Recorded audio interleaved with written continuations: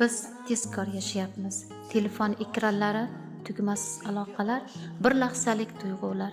Hamma narsa shunchalik yuzaklashdiki, ba'zan haqiqiy hissiyot nimaligini unutib qo'yyapmiz.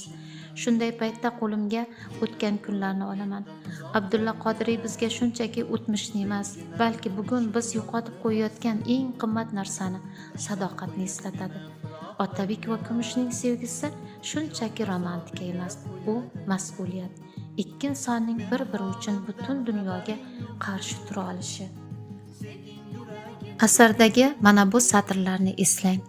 Uyat, andisha va nomus qiz bola uchun go'zallikdan ham afzalroq fazilatdir.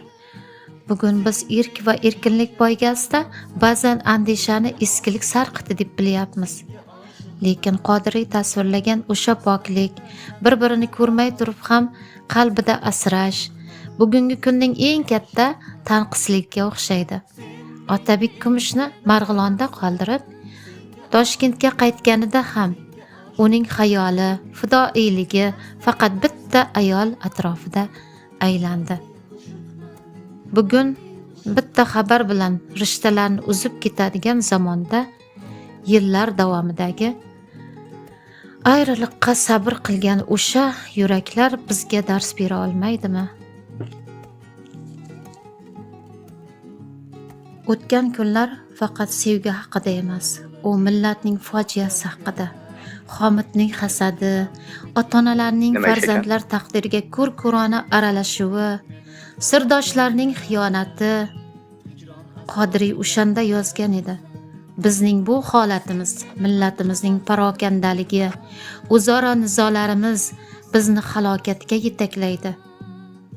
Atrofga bo'ylang. Bugungi kunda ham hasad tufayli buzilayotgan oilalar, arzimagan moddiyat yoki tushunmovchilik sabab ajrashayotgan yoshlar o'sha o'tmishdagi xatolarni takrorlamayaptimi? Biz hanuz o'sha xudbinlik botqog'idan chiqa olganimiz yo'q.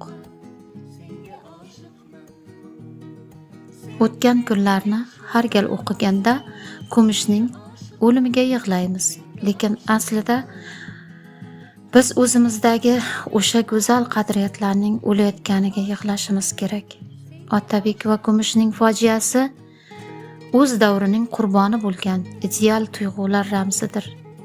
Kitobni yoparkanmiz, o'zimizga savol beraylik.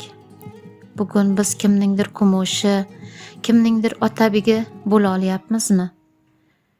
Yoki shunchaki tarixdan yig'lab, bugunda o'sha xatolarni yana davom ettiryapmizmi? Keling azizlar, o'tmishni o'qiylik. Undan bugun uchun xulosa chiqaraylik.